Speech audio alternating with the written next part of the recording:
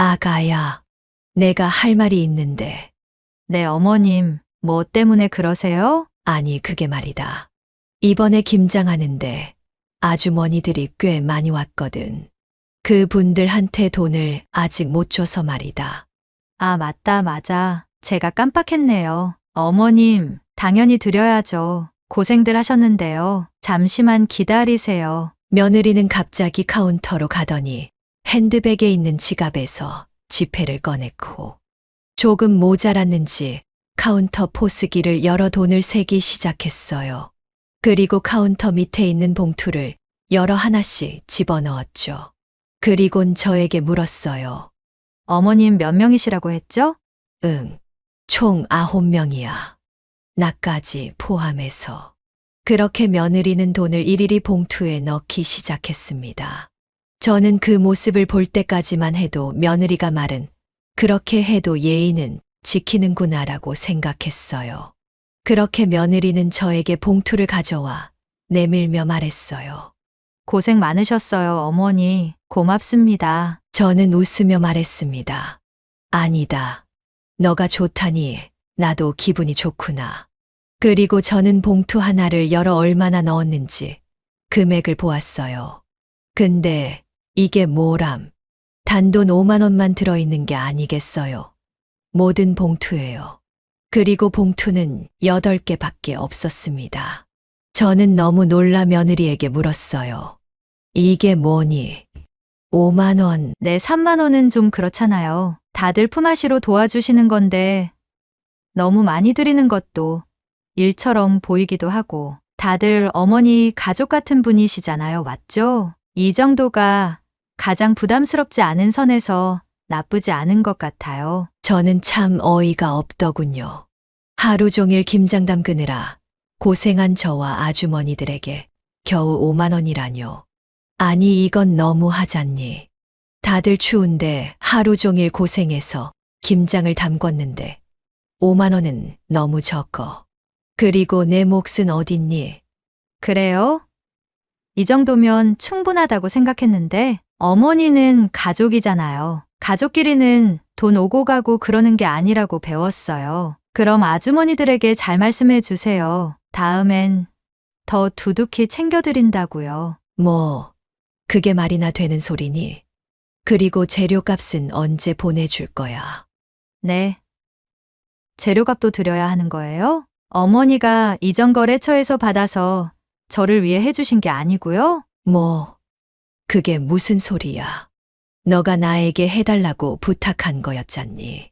나는 김장을 담가준다고 했지. 재료값을 내준다고 한 적은 없어. 며느리는 그 말에 갑자기 정색을 하더니 말했어요. 알겠어요. 보내드리면 되잖아요. 저한테 얼마 나왔는지 보내주세요. 그 말을 하고선 획 뒤돌아 부엌으로 향했습니다. 저는 그 자리에서 무슨 일이 벌어졌는지 모르는 채 멍하게 있을 뿐이었어요. 이게 어떻게 된 일일까요? 지금 며느리가 김장을 담가준 어머니와 아주머니들에게 겨우 5만 원을 주고 생색을 내고 있는데요. 오늘은 가족이라는 약점으로 자신을 부려먹으려 했던 며느리를 따끔하게 혼내줬다는 박미용님의 사연입니다. 어떤 내용의 이야기일지 바로 들어보도록 하겠습니다. 안녕하세요. 저는 서울에 혼자 살고 있는 일은 하나 박미옥이라고 합니다. 매번 사연만 주구장창 듣다가 이렇게 제 사연을 여러분께 소개해 드릴 날이 오게 되네요. 여러분들 중에서 아직 집에서 김장을 담그시는 분들이 많을 것이라 생각이 들어요. 제가 오늘 여러분에게 들려드릴 이야기는 김장과 관련된 이야기입니다. 저와 며느리 사이에서 있었던 이야기예요. 제가 저의 이야기를 사연으로 쓰게 된 이유는 어떻게 하면 며느리와 더 좋은 관계를 유지할 수 있을까 고민이 되기 때문입니다. 혼자 아무리 생각을 해봐도 저희 짧은 식견으로는 한계가 있더라고요. 부디 제 이야기를 끝까지 들어주시고 제가 어떻게 했어야 했는지, 그리고 앞으로는 어떻게 해야 하는지 여러분의 현명한 말씀 한마디 전해주신다면 정말 감사할 것 같습니다. 그럼 이야기 시작하겠습니다. 저와 며느리 이야기를 말씀드리기 전에 제 이야기를 짧게 말씀드리는 게 이해하시기 편할 것 같아요. 저희 집안은 대대로 가게를 해왔습니다. 어머니 말씀으로는 증조할머니 때부터라고 하셨는데 할머니도 설렁탕집을 하셨대요. 어머니도 국수집을 하셨고요. 이렇듯 대대로 가게를 물려받는 형태는 아니었지만 다들 집안의 영향을 받았는지 장사를 하셨어요. 저는 어려서부터 장사가 싫었습니다. 어머니는 국수집을 운영하시느라 매일 새벽에 나가서 저녁 늦게 들어오셨고 저희 점심은 언제나 국수였어요. 정말 평생 먹을 국수를 어렸을 적 다 먹었다고 해도 과언이 아닙니다. 친구들도 항상 저에게 국수 냄새가 난다며 국수녀라고 놀리곤 했어요. 그랬으니 제가 장사를 하고 싶은 마음이 생겼을까요? 그렇다고 해도 제가 공부에 재능이 있었던 것도 아니었고 체육에 재능이 있는 것도 아니었어요. 정말 평범한 아이였죠. 그러다 보니 하고 싶은 것도 잘하는 것도 없었기에 그저 점수에 맞춰 학교에 들어갔어요. 국문학과에 들어갔고 처음엔 선생님이 되려 했지만 제 적성에 맞지 않았어요. 결국 졸업 후에는 작은 회사에 격리로 들어가 일을 시작했습니다. 그 와중 남편도 만나게 되었고요. 남편은 같은 건물을 쓰고 있는 다른 회사의 직원이었어요. 신기하게 저와 식성이 맞는지 매번 점심때마다 같은 식당에서 식사를 하는 경우가 많았어요. 처음엔 서로가 서로를 쫓아다닌다고 생각할 정도였으니까요. 그러다 남편이 저에게 혹시 자기를 쫓아오는 거냐고 말을 걸었고, 저도 똑같이 생각했기에 당신이 나를 쫓아다니는 거 아니냐고 반박했습니다. 그러다가 서로 오해를 풀고 한참을 웃었어요. 그렇게 친분이 되어 가끔 점심 식사를 할 때 같이 먹게 되었습니다. 작은 회사라 사장님과 직원들은 항상 점심에 거래처 사람들과 밥을 먹었기에 저는 혼자였거든요. 남편도 마찬가지였습니다. 남편의 회사는 작은 무역회사였는데 남편을 제외한 다른 사람들은 모두 현장에 나가기 바빴어요. 그러다 보니 저희 둘이 밥 먹는 시간이 많아졌고 그렇게 관계가 깊어져 갔습니다. 그 이후로는 다른 분들과 비슷한 과정을 거쳐 결혼까지 하게 되었어요. 제 인생에서 가장 큰 이벤트였죠. 그리고 사랑하는 아들을 가지게 되었어요. 저는 다니던 회사를 자연스레 그만두게 되었고 집안일만 하기 시작했습니다. 아이 키우고 집안일 하는 것만 해도 하루가 금방 지나가더라고요. 그러던 어느 날 저희 어머니가 돌아가시게 되었습니다. 정정하시던 분이었는데 하루아침에 건강이 나빠지시더니 너무나 급하게 세상을 떠나셨어요. 저와 형제들은 너무나도 경황이 없었습니다.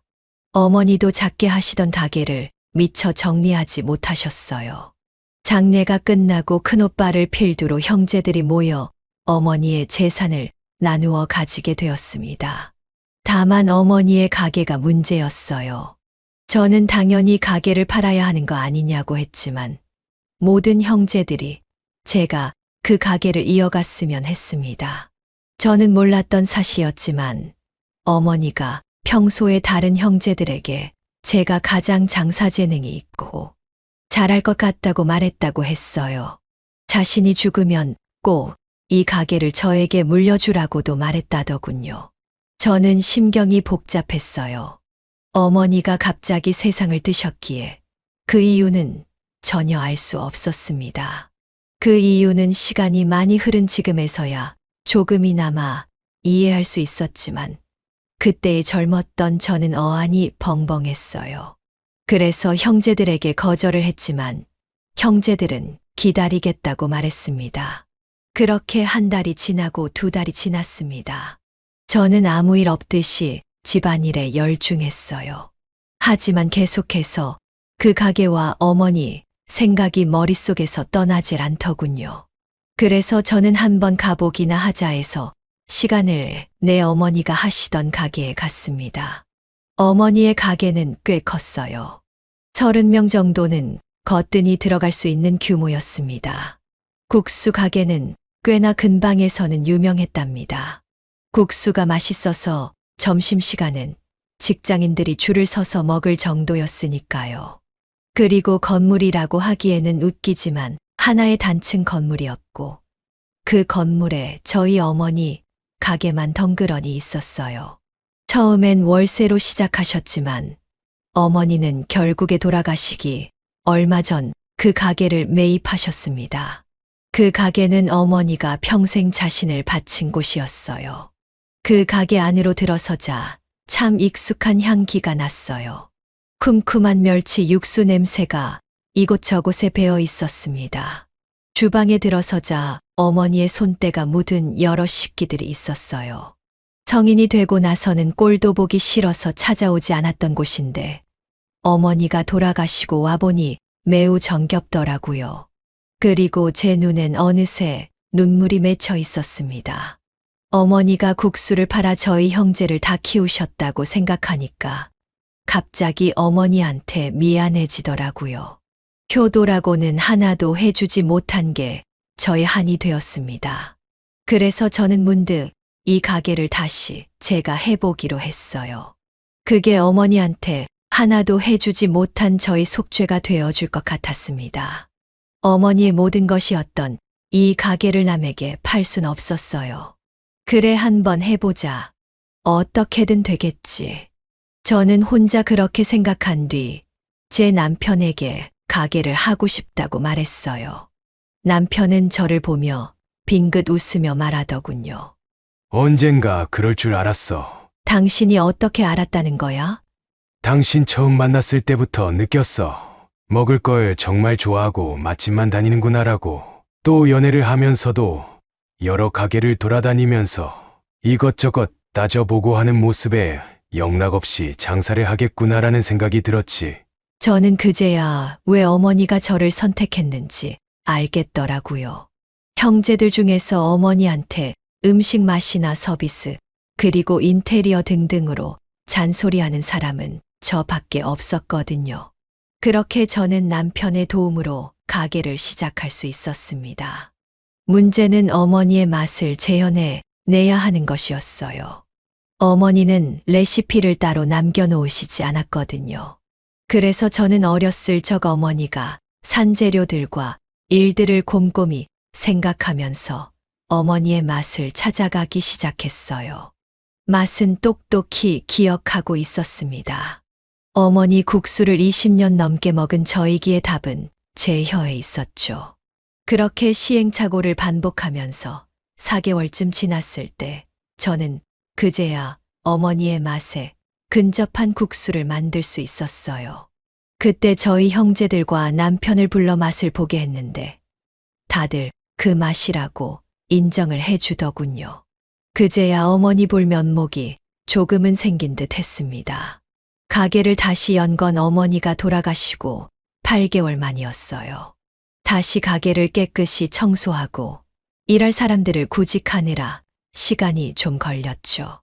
어머니 국수를 먹어주던 손님들이 제 음식을 맛있게 먹어줄까 걱정이 가득이었지만 앞으로 나아갈 수밖에 없었습니다. 정말 다행히도 다시 문을 열고 서서히 이전에 왔던 단골 손님들이 오셨어요. 여기저기서 다시 문을 열었다는 소식에 가게를 다시 찾아주셨고 다행히도 어머니 맛 그대로라는 평가를 받았어요. 몇몇 단골분들이 말해주신 다른 점들 또한 받아 적어서 더 나아지도록 노력했습니다. 몸은 정말 힘들었지만 뭔가 숨통이 트인 듯 했습니다.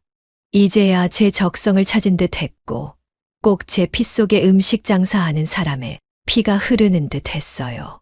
그제서야 저는 어머니한테 감사하다는 기도를 할 수 있었습니다. 그렇게 30년이란 시간이 지났어요. 어느새 저는 저희 어머니가 돌아가시기 전처럼 많이 나이가 들었을 쯤이었습니다. 제 아들은 조금 늦은 나이에 결혼을 하게 되었어요. 며느리는 아들과 비슷한 나이 또래의 여성이었는데 둘 다 조금은 느지막이 결혼을 한 케이스였습니다. 당시에 저는 아들이 결혼을 하지 못할까 걱정이 태산이었기에 누구든 신경 쓰지 않았어요. 아들과 만나서 결혼을 해주는 것만으로도 정말 감사했습니다. 하지만 더 고맙게도 며느리는 참으로 살가운 사람이었어요. 항상 저를 친어머니처럼 친근하게 대해 주었고, 저 또한 그런 며느리를 딸처럼 대해 주었습니다. 그렇다고 부담스럽게 하지는 않았어요. 둘 다 얼마나 바랬던 결혼이었겠어요. 저는 아들과 며느리가 오랫동안 바래왔던 결혼 생활을 아무런 방해 없이 누리길 바랬습니다. 그런 마음을 알아주었던지 오히려 며느리가 저를 잘 따르더라고요. 그렇게 둘은 어느새 결혼한 지 3년이 지나고 있었습니다. 저는 그때쯤 한 가지 고민을 하고 있었어요. 어머니 뒤를 이어 한 국수집을 그만두어야 할지 말이에요. 몸은 점점 지쳐갔고 더 이상 계속 돈을 벌 이유가 없었거든요.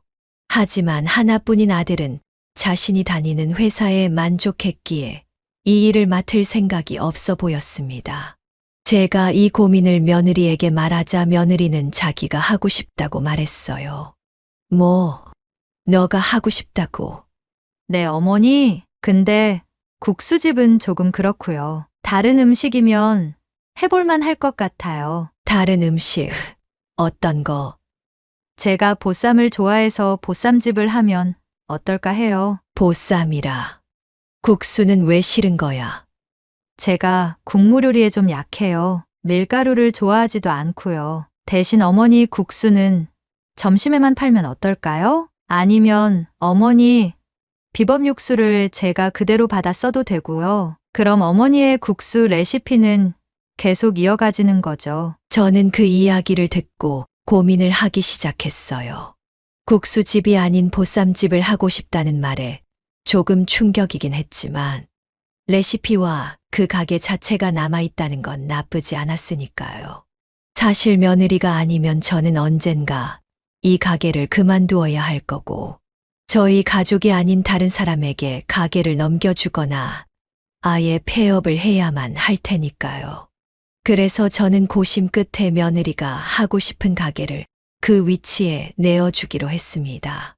제 가게니 며느리도 월세를 내지 않아도 되니깐 조금 장사가 덜 되더라도 크게 위험하지 않을 거였어요. 그렇게 저는 마지막으로 3개월 동안 가게를 자주 찾아주신 분들을 위해 고지를 한 뒤 서서히 가게를 정리했어요.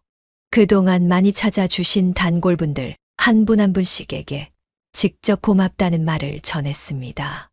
대신 며느리가 보쌈집을 하며 국수도 함께 할 테니 걱정하지 마시라고 자주 찾아와 달라는 말도 덤으로 전했습니다.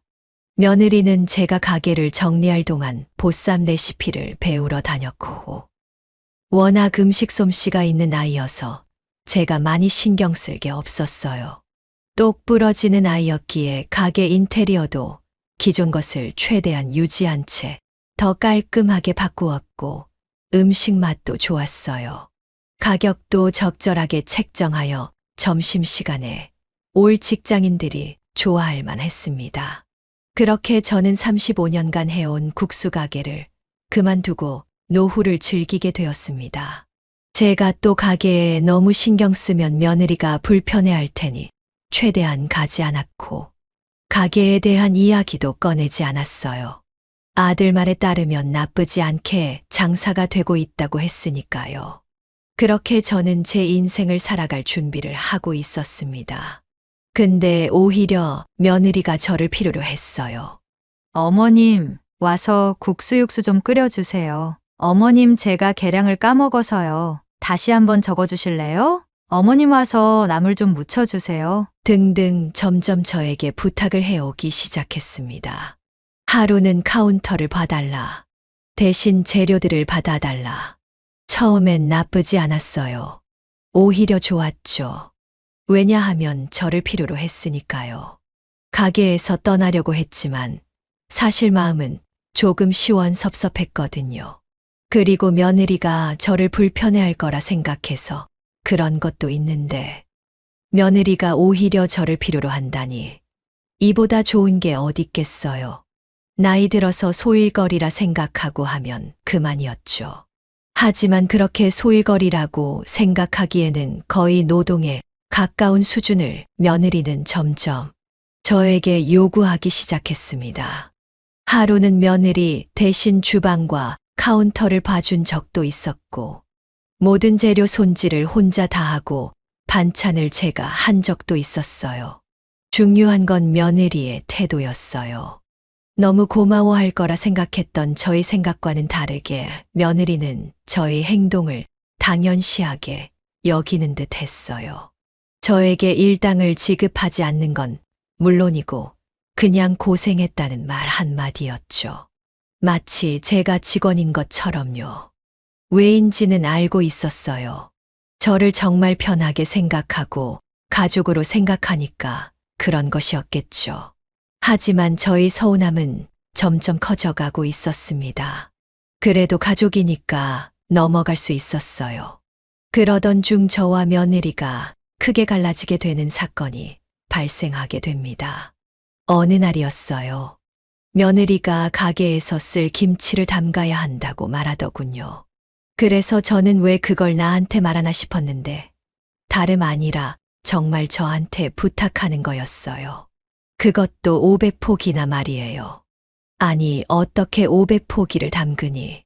어머니, 주변에 아시는 분들 있잖아요. 보쌈은 김치가 필수인 거 아시잖아요. 어머니, 김치가 맛있기도 하고요. 예전 국수집 하실 때도 김치 일일이 다 만들었으니까 잘 아시죠? 부탁드려요, 어머님. 제가 일당은 두둑이 챙겨드릴게요. 아니, 일당이 문제가 아니다만.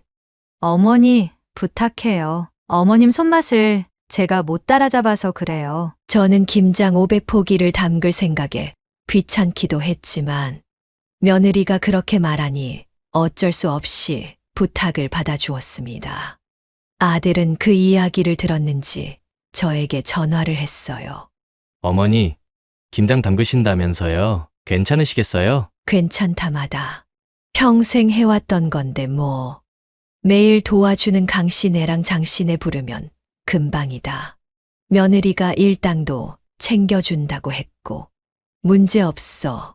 그래도요, 그냥 돈 주고 사람 시키는 게 낫지 않을까요? 어머니, 나이도 있으신데. 그러면 안 된다. 손님들한테 내는 음식인데 내 정성이 들어가야지. 그리고 며느리 말도 일리가 있는 게야. 보쌈집에서 가장 중요한 것 중 하나가 김치잖니. 뭐 이번에 담글 때 며느리한테 잘 알려주면 내년부터는 자기가 알아서 하겠지. 그래요, 어머니. 제가 못 도와드려서 죄송해요. 그렇다고 너무 무리하지는 마세요. 그래, 알겠다. 걱정 말고 일이나 잘하거라. 그렇게 저는 오히려 아들을 다독였습니다. 그러면서도 갑갑하긴 했죠. 그래도 어쩌겠습니까? 가족 일이니 해야죠. 그렇게 저는 동네 사람들에게 전화를 해서 김장을 도와달라고 했습니다. 물론 보수를 지급하고요. 그리고 제 가게에 물건을 대주던 사람들에게도 전화해서 일일이 배추와 소금, 젓갈, 고춧가루 등 많은 양의 재료를 주문했습니다. 그렇게 김장을 담그는 날이 되었고 저는 동네 아주머니 들과 함께 김치를 담그기 시작했어요. 오랜만에 하는 것이었지만 그래도 익숙하더군요. 저는 그저 며느리에게 도움이 되고자 이 일을 시작했어요. 며느리가 기뻐했으면 좋겠다고 생각했습니다. 근데 며느리는 김장을 담그는 날에 오지 않았어요. 저는 왜 오지 않냐고 전화를 했지만 며느리는 아프다는 핑계를 댔죠. 저는 기분이 조금 상했지만 그래도 며느리 말을 믿고 500포기가 되는 김장을 모두 담갔어요. 김장을 다 정리하고 나니 벌써 늦은 저녁이 되었더라고요. 그래서 저는 아주머니들에게 돈은 나중에 붙여준다고 하고 돌려보냈어요.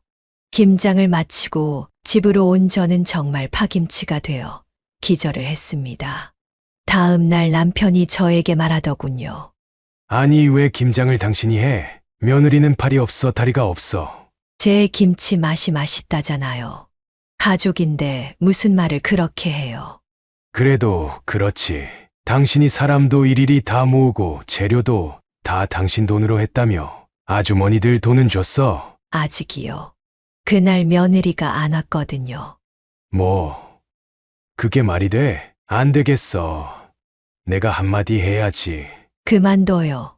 몸이 많이 아팠대요. 그리고 이번 주에 만나면 주겠죠. 내가 아주머니들 든든히 챙겨달라고 했으니 며느리가 알아서 챙겨주겠죠. 그렇게 저는 화내는 남편을 달랬습니다. 남편의 말이 맞았고 그 말을 들으니 며느리에게 서운한 마음이 더 들었지만 저라도 며느리를 챙겨야지 누가 챙기겠어요. 그렇게 며칠이 지나고 저희 가족은 가게에서 함께 저녁을 먹기로 했습니다. 저는 기쁜 마음으로 점심부터 이쁘게 치장한 뒤 저녁에 남편과 가게로 향했습니다.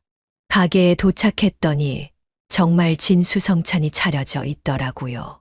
아들과 며느리뿐만 아니라 다른 친척들도 오는 날이어서 그런지 이전보다 더 신경을 썼더라고요. 며느리는 음식을 차리느라 정신이 없었어요. 도와줘야 하나 싶었지만 오늘 같은 날은 좀 쉬고 싶더라고요. 이쁘게 꾸미기도 했고요. 근데 며느리는 왜 안 도와주냐는 눈빛으로 저를 바라보았어요.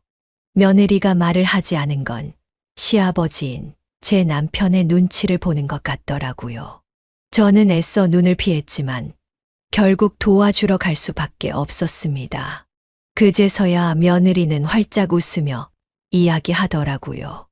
어머니, 저기 가서 반찬 덜어가지고 상에 좀 날라주세요. 남편은 그냥 앉아 있으라고 했지만 저는 그냥 두고 볼 수가 없었어요. 마음이 불편해서였죠. 그렇게 식사가 시작되었고 금세 사람들이 가득 차서 시끌벅적해졌어요.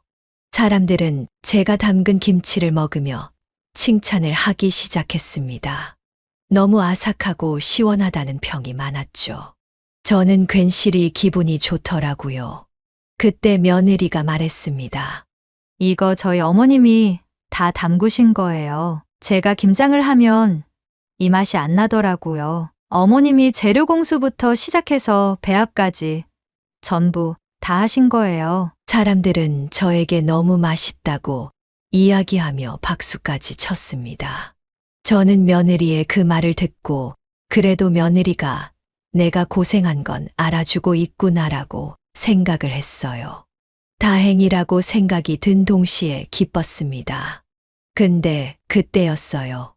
며느리가 사람들 앞에서 저를 보며 당황스런 이야기를 하기 시작했습니다. 어머님 항상 감사해요. 저는 어머님 없으면 어떻게 가게를 했을지, 어머님 아니었으면 참 막막하고 힘들었을 것 같아요. 항상 제가 거절을 하더라도 매번 스스로 도와주신다고 해주셔서 고맙습니다. 다음 김장 때도 잘 부탁드려요. 그때는 제가 꼭 어머니 손맛 배우겠습니다. 사람들은 그 말에 박수를 쳤고 저는 어쩔 수 없이 억지로 웃음을 지을 수밖에 없었습니다. 그 말에는 가시가 있었어요. 저를 띄워주는 말이었지만 사실 계속 도와달라는 말과 다르지 않았죠. 저는 이 상황을 어떻게 받아들여야 할지 모르겠더라고요. 즐거워해야 할지 화를 내야 할지 말이에요. 이대로 가다간 계속 며느리를 도와줘야 하는 상황이 올 것 같았어요. 그렇게 고민을 하다 보니 저는 음식이 입으로 들어가는지 코로 들어가는지 모르는 채 저녁 식사를 마쳤습니다. 친척들이 다 가고 나서 저는 며느리와 아들이 음식을 치우는 걸 도왔어요. 남편은 그냥 가자고 했지만 저는 며느리에게 할 말이 있었기에 먼저 가라고 했죠. 30분 정도 음식을 어느 정도 치우고 쉬고 있는 며느리에게 저는 가서 말을 했어요. 아가야, 내가 할 말이 있는데. 네, 어머님, 뭐 때문에 그러세요? 아니, 그게 말이다. 이번에 김장하는데 아주머니들이 꽤 많이 왔거든. 그분들한테 돈을 아직 못 줘서 말이다. 아, 맞다, 맞아. 제가 깜빡했네요. 어머님, 당연히 드려야죠. 고생들 하셨는데요. 잠시만 기다리세요. 며느리는 갑자기 카운터로 가더니 핸드백에 있는 지갑에서 지폐를 꺼냈고 조금 모자랐는지 카운터 포스기를 열어 돈을 세기 시작했어요. 그리고 카운터 밑에 있는 봉투를 열어 하나씩 집어넣었죠. 그리곤 저에게 물었어요. 어머님 몇 명이시라고 했죠? 응, 총 9명이야. 나까지 포함해서. 그렇게 며느리는 돈을 일일이 봉투에 넣기 시작했습니다. 저는 그 모습을 볼 때까지만 해도 며느리가 말은 그렇게 해도 예의는 지키는구나라고 생각했어요. 그렇게 며느리는 저에게 봉투를 가져와 내밀며 말했어요. 고생 많으셨어요, 어머니. 고맙습니다. 저는 웃으며 말했습니다. 아니다. 너가 좋다니 나도 기분이 좋구나. 그리고 저는 봉투 하나를 열어 얼마나 넣었는지 금액을 보았어요. 근데 이게 뭐람? 단돈 5만 원만 들어있는 게 아니겠어요. 모든 봉투예요. 그리고 봉투는 8개밖에 없었습니다. 저는 너무 놀라 며느리에게 물었어요. 이게 뭐니? 5만 원. 네, 3만 원은 좀 그렇잖아요. 다들 품앗이로 도와주시는 건데 너무 많이 드리는 것도 일처럼 보이기도 하고 다들 어머니 가족 같은 분이시잖아요. 맞죠? 이 정도가 가장 부담스럽지 않은 선에서 나쁘지 않은 것 같아요. 저는 참 어이가 없더군요. 하루 종일 김장 담그느라 고생한 저와 아주머니들에게 겨우 5만 원이라뇨. 아니 이건 너무하잖니. 다들 추운데 하루 종일 고생해서 김장을 담궜는데 5만 원은 너무 적어. 그리고 내 몫은 어딨니? 그래요? 이 정도면 충분하다고 생각했는데 어머니는 가족이잖아요. 가족끼리는 돈 오고 가고 그러는 게 아니라고 배웠어요. 그럼 아주머니들에게 잘 말씀해 주세요. 다음엔 더 두둑히 챙겨드린다고요. 뭐, 그게 말이나 되는 소리니? 그리고 재료값은 언제 보내줄 거야? 네. 재료값도 드려야 하는 거예요? 어머니가 이전 거래처에서 받아서 저를 위해 해주신 게 아니고요? 뭐, 그게 무슨 소리야? 너가 나에게 해달라고 부탁한 거였잖니. 나는 김장을 담가준다고 했지. 재료값을 내준다고 한 적은 없어. 며느리는 그 말에 갑자기 정색을 하더니 말했어요. 알겠어요. 보내드리면 되잖아요. 저한테 얼마 나왔는지 보내주세요. 그 말을 하고선 획 뒤돌아 부엌으로 향했습니다. 저는 그 자리에서 무슨 일이 벌어졌는지 모르는 채 멍하게 있을 뿐이었어요. 저는 그렇게 옷을 챙겨 터벅터벅 집으로 돌아오게 되었습니다. 저는 집에 가는 동안 이 사실을 어떻게 받아들여야 할지 고민하기 시작했어요. 머리가 점점 아파오더라고요.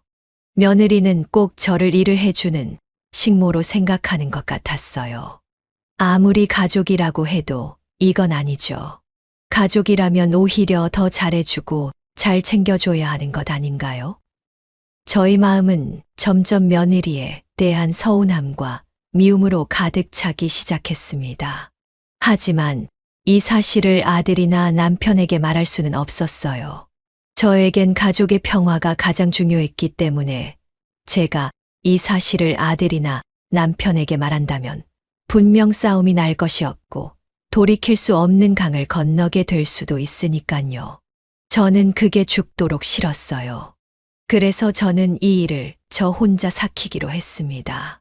제가 이후에는 며느리의 일을 잘 도와주지 않으면 되는 것이었으니까요.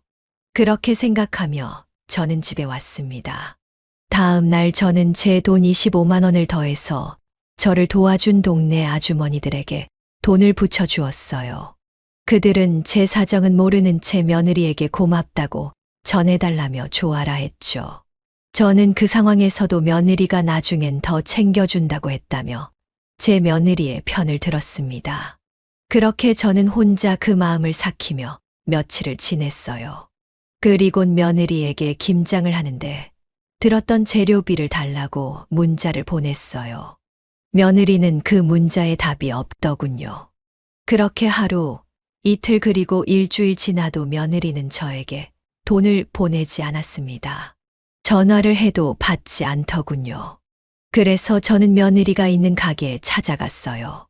돈을 달라고 할 참이었죠. 사실 그 돈이 저에게 그렇게 중요한 건 아니었어요.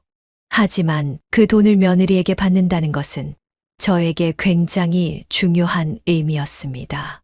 아무리 가족 관계라고 하더라도 제가 돈을 받지 않고 제 돈으로 며느리를 도와준 것으로 일이 마무리가 된다면 며느리는 계속해서 저에게 무리한 부탁을 할 것이기 때문이었어요. 그렇게 저는 다짐을 한 채 가게에 도착을 했습니다. 그런데 이게 뭐람? 역시나 며느리는 저를 보고는 활짝 웃으며 아무것도 모르는 척 일을 시키기 시작했습니다. 어머님 오셨어요? 오신 김에 카운터 좀 봐주세요. 가게가 바쁘네요. 저는 바보같이 얼떨결에 카운터에 서게 되었어요. 할 말이 있어 찾아왔다고 했지만 가게는 사람들로 인산이네였고 너무 바쁜 터라 말할 분위기가 아니었죠. 그래서 저는 잠시 사람들이 빠질 시기를 기다렸습니다. 그렇게 오후 3시가 넘어가자 사람들이 모두 빠지고 조금은 쉴 수 있는 시간이 되었습니다. 저는 다시 며느리에게 가서 말을 했어요. 아가야, 김장 재료비를 받으러 왔단다. 왜 안 붙여주는 거니? 돈 받으러 오신 거예요, 어머님? 그런 건 그냥 전화로 하시지. 보시다시피 제가 너무 바빠서 깜빡했어요. 근데 조금 서운하네요. 제가 그 재료비를 그냥 모른 척 지나가겠어요? 다음 주 초에 보내려고 했어요. 가족끼리 돈 가지고 이런 말 하는 게 조금 그렇네요. 저는 참 어이가 없었습니다. 지금까지 제가 며느리를 위해서 한 일이 몇 개인데 이렇게 말하다니요. 그래서 저는 며느리에게 말했습니다. 내가 더 서운하구나. 너야말로 어떻게 그렇게 말할 수 있니? 나는 너를 위해서 가게까지 내어주고 레시피도 알려주고 단골들에게 일일이 다 가게에 와달라고 하고 가게 일도 도와주고 심지어 가게 김치를 내가 다 담궈줬는데 말이야. 그걸 다 마음에 두고 계셨던 거예요? 조금 무섭네요. 저는 그냥 어머님이 저를 사랑하는 마음으로 그렇게 해주신 건 줄 알았는데 말이에요. 뭐, 그게 아니라 아니라뇨. 지금 어머님이 그렇게 말씀하셨잖아요. 저는 이제 어떤 식으로 어머님을 대해야 할지 모르겠어요. 저는 저 나름대로 어머니한테 좋은 며느리가 되기 위해서 가게도 물려받고 어머니가 해왔던 이 가게에 먹칠하지 않기 위해서 최선을 다했는데 말이에요. 조금 너무하다는 생각이 드네요. 그건 내가 해야 할 말 아니니 아무리 가족이라 하더라도 지켜야 할 선이 있어야 하는 거다. 매번 도와주는 게 당연시 되면 안 돼. 나도 사람이라 서운할 수 있지 않겠니? 알겠어요, 어머님. 어쨌든 돈 달라는 말씀이신 거죠? 오늘 중으로 보내드릴 테니 그만 돌아가 주세요. 이렇게 말하다간 저희 진짜 싸우겠어요. 며느리는 그 말과 함께 다시 주방으로 들어가 버렸어요. 저는 저번과 똑같이 가게 문 앞에 서서 멍하니 며느리의 뒷모습을 바라만 볼 수밖에 없었습니다. 어쩔 수 없이 저는 다시 집으로 돌아왔어요. 며느리가 저에게 말한 내용과 표정이 계속해서 생각났습니다. 저는 밥도 먹지 않고 계속해서 생각했어요. 정말 내가 잘못한 걸까? 내가 못나고 부족한 사람이라 며느리에게 해준 행동들을 너무 이해타산적으로만 생각한 걸까? 아니야. 나는 정말 할 만큼 했어. 도의를 저버린 건 며느리지. 내가 아니야. 이런 복잡한 생각들이 저의 머릿속을 휘저어 놓았습니다. 도저히 결말이 나지 않았어요. 그때 남편이 고민 가득한 제 표정을 보고 물었어요. 무슨 일 있어? 아니에요. 아니긴 뭐가 아니야. 당신이랑 몇 년을 같이 살았는데 또 혼자 끙끙 앓지 말고. 저는 남편을 쳐다보았습니다. 이 말을 남편에게 말했다가 정말 큰 일이 나지 않을까 걱정이 되었어요. 그래도 이 답답한 마음을 말하지 않는다면 정말 화병이 날 것만 같았죠. 그래서 저는 결국 남편에게 말하기로 결심했습니다. 여보, 대신 제 이야기를 듣고 너무 화내지 말아줘요. 약속해 줄 수 있죠? 알겠으니까 말해봐. 도대체 무슨 일이길래 그래? 사기라도 당한 거야? 저는 남편에게 지금까지 있었던 일들을 하나도 빠짐없이 말해 주었습니다. 말하는데 꽤 오랜 시간이 걸렸어요. 그리고 지금 하고 있는 제 고민들도 함께요. 남편은 화가 난 듯 보였지만 제 말을 듣고 가까스로 화를 누르는 듯 했습니다. 그리고 한참을 생각하던 남편은 저에게 물었어요. 그래서 어떻게 하고 싶은데? 잘 모르겠어요. 제가 정말 잘못한 건지 아니면 며느리가 너무한 건지도 지금 판단이 안 되는 걸요. 당신이 기분 나쁘면 기분 나쁜 거지. 무슨 잘잘못을 따져. 내가 보기엔 당신은 잘못한 거 하나 없어. 그렇게 착해 빠졌으니까 며느리한테 당하고 살지. 진작 나한테 말했어야지. 왜 이제야 말한 거야? 저는 남편의 그 말을 듣고 눈물이 났어요. 정말 왜 이제야 말했는지 바보 같은 저를 원망했습니다. 그렇게 남편은 제 눈물이 멈추기를 오랫동안 기다려 주었어요. 그리고 남편은 저에게 말했어요. 당신은 며느리가 싫지 않지. 며느리도 사람이니까 잘못할 수 있는 거야. 내가 봤을 땐 며느리도 죽을 죄를 진 건 아니지만 자기가 뭘 잘못했는지 모르는 것 같아. 이럴 땐 나이 많은 우리가 가르쳐 줘야지. 뭘 가르쳐 줘요? 그 아이가 한 행동이 잘못되었다는 걸 깨닫게 해주는 거야. 어떻게요? 그건 지금부터 생각해 봐야지. 그렇게 저희는 한참을 생각했어요. 그러다 남편이 기가 막힌 아이디어를 생각했습니다. 그건 바로 며느리에게 월세를 받는 거였어요. 지금까지 우리의 소중함을 모르니 이제부터 알려주자는 취지였죠. 아마 며느리는 한 번도 장사를 하면서 임대료를 낸 적이 없으니 그게 얼마나 축복인지 몰랐을 거였어요. 저는 너무한 것 아닌가 생각하기도 했지만 그래도 남편 말대로 하는 게 옳다고 생각이 들었습니다. 남편이 자신이 말하겠다고 했지만 그건 제가 말렸어요. 남편까지 우리 싸움에 말려들게 하고 싶지는 않았거든요. 그래서 저는 마음의 준비를 단단히 한 뒤 며느리 가게로 찾아갔습니다. 며느리는 저를 보고 또 정색을 하더군요. 어머님, 무슨 일이세요? 연락도 없이 말이에요. 너한테 할 말이 있어서 왔다. 무슨 할 말이요? 말씀하신 돈은 이전에 붙여드렸잖아요. 그거 말고 이제 가게 임대료를 받아야 할 것 같아서. 네? 그게 무슨 말씀이세요? 임대료를 내라니요. 그래, 정확히 알아들었구나. 그 말 그대로다. 이번 달 것부터 매달 25일에 붙이거라. 시세는 너도 알다시피 한 달에 300만 원이야. 한 푼도 빠짐없이 내 계좌로 보내거라. 그게 말이 되는 소리세요? 갑자기 이러시면 어떡해요? 가게 잘 되잖니.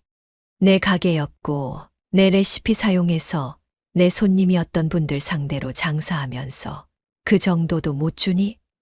가족이라며. 가족한테 그 정도 해주는 것도 아까워. 아니, 그런 말이 아니라요. 이건 저한테 보복하시는 거잖아요. 제가 어머니한테 대들어서 그런 거예요? 아니면 돈을 많이 안 줘서요? 그건 네 마음대로 생각하거라. 그리고 이제부터 나한테 어떤 것도 부탁하지 마라. 너의 힘으로 해. 내 힘이 필요하면 그 정도 대우는 해줘야 할 거야. 너가 나한테 무리한 부탁을 했던 것처럼 나도 터무니없는 조건을 내밀 테니깐. 그렇게 저는 며느리의 벙찐 표정을 뒤로 하고 가게를 나섰어요. 이젠 며느리가 제 뒷모습을 봐야 했죠. 가게 문을 나가서 코너를 돈 뒤 저는 가슴을 쓸어내렸어요. 심장이 빠르게 뛰더군요. 제가 누군가에게 이렇게 당당하게 뭔가를 말한 적은 처음이었으니까요. 근데 곧 웃음이 터져 나왔어요. 며느리의 멍한 표정이 생각나면서 조금은 통쾌하더군요. 남편의 말대로 하길 잘했다고 생각했습니다. 그렇게 저는 기쁜 마음으로 집으로 돌아왔어요. 일주일 내내 며느리는 저에게 문자와 전화를 했습니다. 내용은 모두 저에 대한 원망이었죠. 저는 그녀의 모든 연락을 받지 않았어요. 신경 쓰이긴 했지만 의도적으로 생각하지 않으려고 노력했고, 이후엔 남편과 일상을 보내는데 집중했습니다. 지금까지 못했던 여행도 다녔고, 예전부터 배우고 싶었던 요가를 배워보기도 하고, 남편이 좋아하는 등산을 함께 가기도 했습니다. 그러다 보니 시간은 금방 가더라고요. 며느리는 돈을 저에게 꼬박꼬박 보낼 수밖에 없었습니다. 제가 부동산에게 연락해서 서류를 작성해달라고 했거든요. 저에게 돈을 보내주지 않으면 며느리가 지금까지 고생해서 이루어낸 가게를 접고 나가야 했으니까요. 제가 며느리에게 한 말은 사실 틀린 말이었습니다. 제가 도움을 주었긴 했지만 며느리도 굉장히 열심히 했었거든요. 하지만 그 욕심에 가족을 그저 사업적으로 이용한 꼴이 되었죠. 저는 그게 잘못된 것이라는 걸 깨닫게 해주고 싶었고요. 그렇게 3개월 정도가 지났습니다. 며느리의 문자는 원망에서 점점 반성으로 바뀌어가고 있었어요.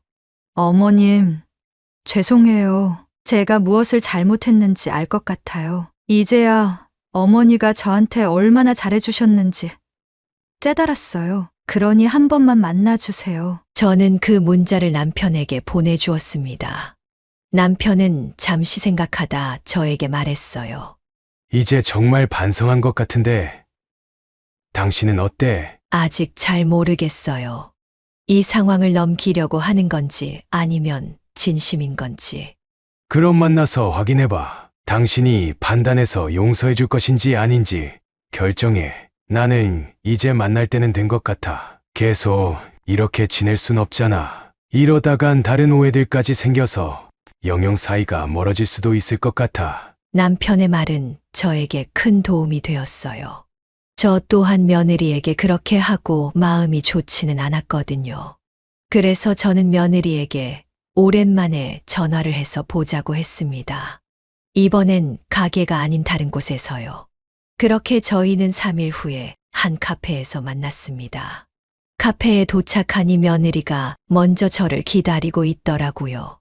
며느리는 이전보다 살이 많이 빠져 보였습니다. 굉장히 수척해 보였죠. 오랜만이구나. 잘 지냈냐는 말은 하지 않으마. 나는 오늘 너가 무슨 말을 할지 들으러 온 거야. 그러니까 말해보거라. 며느리는 저를 잘 쳐다보지 못했어요. 잠시 생각을 하다가 입을 떼기 시작했습니다. 어머님, 처음에 저는 어머니가 진짜 원망스러웠어요. 저는 정말 어머님을 친어머니처럼 생각했고 좋아했거든요. 근데 그런 어머님이 저에게 말하는 걸 듣고는 저를 가족으로 생각하지 않는 것 같다는 생각이 들었어요. 그래서 서운하고 원망스러웠죠. 나만 가족이라고 생각하고 있구나 하고요. 근데 생각이 바뀌었니? 네, 생각해보니 저는 너무 당연하게 어머님한테 부탁을 했던 것 같아요. 어머님이 어떤 마음인지는 생각해보지도 않았고, 어떤 고생을 하셨는지도 신경 쓰지 않았어요. 그냥 제 생각이 맞을 거라 믿고 부탁만 한 거였죠. 근데 제가 이런 생각이 든 건 어머님이 임대료를 내라고 하신 것 때문이 아니라 어머님의 빈자리였어요. 어머님이 없으니 제가 얼마나 지금까지 일을 쉽게 하고 있었는지 깨달았거든요. 정말 어머님의 손이 닿지 않은 곳이 하나도 없었어요. 죄송해요, 어머님. 제가 못난 며느리라 죄송합니다. 저를 진짜 이뻐해 주셨는데 제가 다 망쳐버렸어요. 며느리는 갑자기 서럽게 울기 시작했습니다. 저는 휴지를 꺼내 건네주었어요. 그리곤 그녀의 표정을 빤히 쳐다보았습니다. 그녀는 저에게 거짓말을 하고 있지 않았어요. 그건 확실하게 알 수 있었습니다. 저도 눈물이 나올 뻔한 걸 간신히 참을 수 있었어요. 며느리가 울음을 그치자 저는 말했습니다. 많이 힘들었니? 아니에요, 어머님. 어머님이 힘들어하신 거에 비하면 저는 아무것도 아니죠. 그래도 내 마음을 알아줘서 고맙구나. 나는 너가 싫어서 그런 게 아니야. 지금 너가 이렇게 생각해 주길 바래서 그랬던 것이란다. 내가 너를 도와 가게 일을 한 것은 정말 내가 하고 싶어서야. 물론 귀찮은 것도 있었지만 모두 너를 위해서 한 거란다. 너가 좋은 게 나한테 좋은 거니까. 그게 가족이고. 하지만 지켜야 하는 것은 지켜야만 해. 너무나 당연시 되면 소중함을 잃게 되는 거란다. 그렇게 되면 상대방에 대한 감사함은 잊은 채 너무나 많은 것을 바라기만 하게 돼. 나는 우리가 그렇게 되기를 바라지 않았어. 있을 때 잘하란 말이 있지 않니? 이제부터라도 우리 잘해보자. 서로의 앙금은 이제 다 풀고 서로를 배려하고 생각하면서 앞으로 잘 지내보자. 네, 어머님. 정말 고맙습니다. 그렇게 저희는 카페 안에서 서로 부둥켜 안고 한참을 울었습니다. 그 이후로 저와 며느리는 정말 잘 지냈습니다. 처음엔 서로를 배려하는 걸 의식하면서 행동했기에 어색하고 모자란 부분도 많았지만 점점 익숙해졌고 편해졌어요. 그리고 서로를 위한 마음이 더 커져서 저희 둘은 매번 호의를 거절하기에 바빴어요. 하지만 서로 해주려는 통에 웃음이 떠나지 않았답니다. 그제서야 정말 행복한 가족이 된 것 같았어요. 그리고 이제 김장은 저와 며느리가 함께 하고 있습니다. 가게가 더 잘 되어서 훨씬 더 많은 양을 해야 하지만 오히려 덜 힘들더군요. 며느리는 저에게 김장하는 법을 배우고 아주머니들에게도 살갑게 대해 주었어요. 일일이 다니면서 수발도 들고 감사함을 전하고 일당도 정말 많이 주었습니다. 김장한 김치를 따로 담아 나눠주기도 했어요. 저는 그 모습을 보며 정말 뿌듯했습니다. 제가 한 행동이 조금 거칠기는 했지만 효과가 제대로였다는 걸 증명했죠. 하지만 가끔 그런 행동을 한 저에게 죄책감이 조금 들기는 합니다. 지금의 저였다면 저렇게까지는 하지 않았을 것 같기도 하고요. 어쨌든 잘 되었으니 저에겐 다행입니다. 앞으로 저와 며느리는 서로를 존중하면서 행복하게 살아갈 것이고요. 그렇게 살 수 있겠죠. 제 이야기는 여기서 마무리해야 할 것 같습니다. 여러분이 만약 저였다면 어떻게 하셨을 것 같으신가요? 저는 잘한 것일까요? 며느리의 마음도 공감하시나요? 현명한 여러분이라면 과연 어떻게 하셨을지 너무 궁금하네요. 좋은 말씀과 공감 한마디 해주시면 정말로 고맙겠습니다. 지금까지 제 이야기를 들어주셔서 정말 감사합니다. 따뜻한 겨울 되세요. 네, 오늘 이야기는 어떠셨나요? 오늘 이야기를 듣고 어떻게 생각하시는지 어머님, 아버님의 생각을 댓글로 공유해주세요. 저는 또 다른 사연으로 찾아뵙겠습니다. 좋아요, 구독, 알람 설정을 통해 앞으로도 따뜻한 정을 나눌 수 있게 함께 해주세요. 어머님, 아버님의 삶의 지혜와 경험을 나눌 수 있는 통로가 되겠습니다. 오늘도 인생을 바꾸는 관점을 통해 사연을 들어주셔서 감사합니다.